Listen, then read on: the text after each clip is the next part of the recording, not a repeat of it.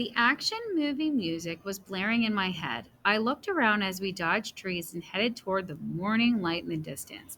An ancient queen sparkling with epic jewelry, a legendary warrior with a Kenta sword sheathed in his epic armor, and a brilliant musician kid in a powdered wig. Some hero squad we are.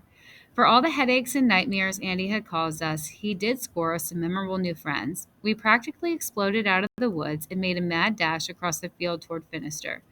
The sun was rising behind the castle, and for a minute it felt like we were headed right into a fairy tale, not the exact opposite. The school grounds were quiet, and even though I didn't have my watch on, I bet it would be another hour or more until the students were here. Hopefully, the teachers we needed came to work early. I didn't really pay Ahab for a morning person, but I imagined that whaling ship captains never had the luxury of sleeping in. We parted ways at the middle school entrance. Wiki, Kid Mozart, and Hanzo stuck toward the high school, while Brady, Cleopatra, and I tried opening the middle school doors as quietly as we could. Creak! Not a good start, I whispered to myself. Cleopatra winced and nodded. We tiptoed into the school one after another. Brady didn't make a sound and was an A-plus ninja. Cleopatra was stealthy except for her Kalenki jewelry, which made her a B-plus ninja, but I wouldn't have been expelled from ninja school and never invited back. I walked as quietly as a full-size T-Rex, doing the cha-cha, stumbling all over the place in my attempts to walk in silence. Halfway down the main hallway, Cleopatra mentioned for us to stop. The pirates have never seen me before, so I can pretend that I work here. It's better if you sneak ahead a bit while I provide backup and guard the rear. If any pirates start to threaten you, I'll let them feel the wrath of Isis. I glanced at her steely eyes and instantly felt bad for any pirate who touched us. The mood quickly shifted from an adrenaline pumping race through forests and fields to a quiet terror of being caught by a pirate in the classroom. I hope Cleopatra had good eyes because I bet a pirate could stab us 100 times before she caught up with us. The closest teacher is Mrs. Scrimshaw, Ahab. He's only two hallways down, I whispered to Brady as we turned the corner to another hallway. Once we get him, Miss Flad and Mrs. Kalo are close by. Hopefully one of them knows where Don's classroom is and we can head there. Brady nodded and we started making our way to the hall when two pirates came out of the door at the other end of it. Yikes! We ducked into an empty classroom and waited until they walked by. No sign of them here either? One asked. We got our crew spread across every floor in the school. We'll find her, and once we do, we'll see that this walking the plank business is all about. Blackbeard seems pretty keen on it, but I doubt it's as rewarding as a good old fashioned cannonball to the buttocks. That's a good point right there, the other pirate said. The school was officially crawling with pirates. After their voices got far enough away, we peeked out of the classroom and got into the stealth mode, practically slithering down the halls.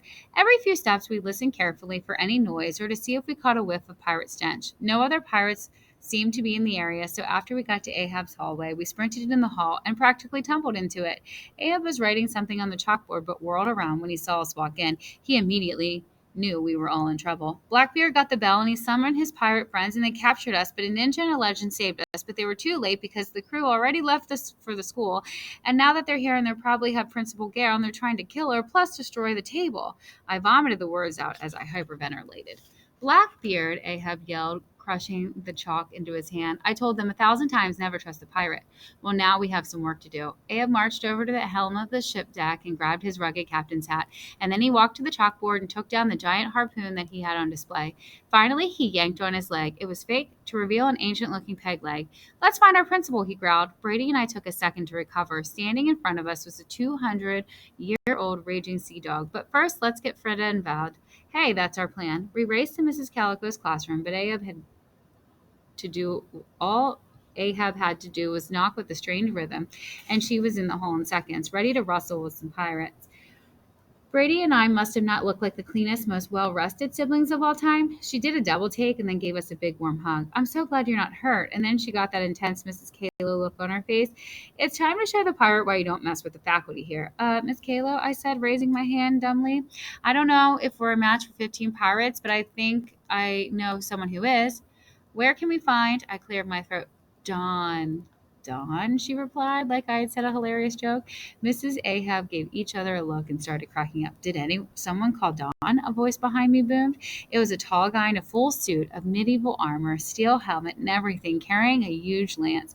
I jumped up and cheered. Our knight. We were going to be okay, but why didn't I recognize the voice, and why did it not exactly fill me with confidence? The knight opened the visor of his desk. Hello, Javi. Senior Q said. Senor Q? I felt all my hope and confidence deflate. Watch out, mi amigo, he yelled, slamming his visor back down and raising his lance. There is a troll attacking you. He charged at something behind me with his lance, and I spun around. Blackbeard summoned a troll. With a crash, Senor Loco speared some kid's art class sculpture. It shattered on the floor as Q's lance hit the lockers behind it, and he went flying. Ah, Senor Q, not again, said Miss Kayla, rubbing her temples. There is no time for shenanigans, Q, Ahab spat. We must get Val and find Gale. Just then, we heard some rough voices around the corner and ducked into Mrs. Kalo's classroom. Senor Q crawling in behind us, his armor clanking way too loudly. Don't worry, Ed. When we find the principal and I'm made first mate in this new world, I'll dub you my first mate. First matey's matey. Has an ass ring to it, no? Hey, wait a second. Swords out. Do you hear something? We froze in place. I swallowed my breath as I heard them draw their swords. They were probably 2 feet away from us, one on the other side of the stairs. I could smell them, so that's what death smelled like. Basically, like sewage wrapped in steaming hot garbage. It made sense, I guess. I didn't expect death to smell like cupcakes and unicorns. Nothing here but your loud breathing, Tom. Maybe it came from over here. They headed down the hall and turned the corner, and then I heard my new favorite voice say, "Excuse me, are you lost, gentlemen? No, ma'am. We're just gonna head to meet the teacher. I think her room's right over there." Scurrying footsteps got quieter and quieter, and then some familiar footsteps approached us. Cleopatra practically floated in the classroom. Brady hugged her, and we quickly explained the situation. The teachers all bowed or got on one knee as she nodded regally. Then we all dashed down the hall to find Miss Vlad. Miss V was already standing outside her classroom with a scowl that made all of our other scowls look like smiles. I knew this was happening. Let's go wipe the smile off that pirate's face. We set off for the pool at full speed. Senor's Q clicking armor and Cleopatra's clanging jewelry making us sound like a really bad marching band. I did the math in my head.